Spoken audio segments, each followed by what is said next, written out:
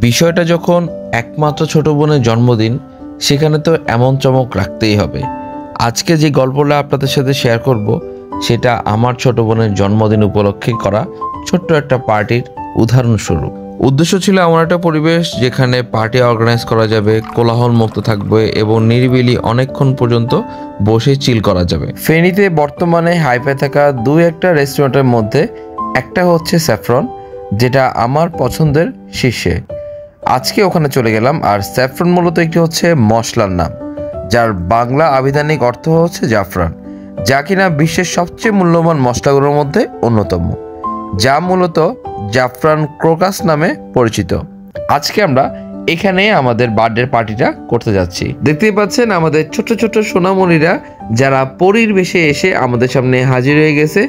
ওদেরকে নিয়ে আজকে মূলত অনুষ্ঠানটা হবে, খাওয়া দাওয়া হবে, আড্ডা হবে এবং অনেক মজা করা হবে।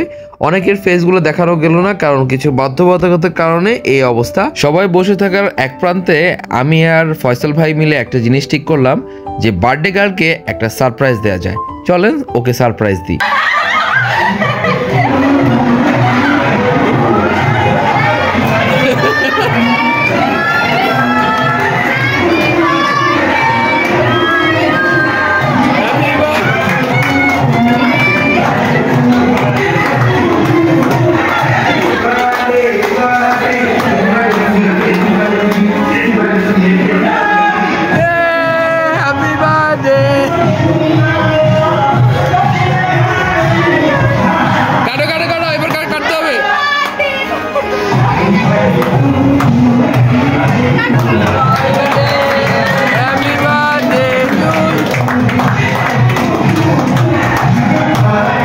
বার্থডে সারপ্রাইজ পেয়ে আমার ছোট বোন তো মহা খুশি, যেখানে সে কখনো প্রকাশ করতে পারে না।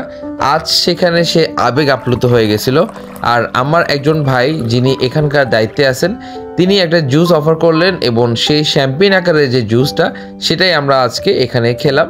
প্রথম ওয়েলকাম ড্রিঙ্কস হিসেবে এখানে এই দামি যে ফ্রুটসের যে শ্যাম্পেনটা, সেটা হচ্ছে আমরা অর্ডার করে দিয়েছিলাম।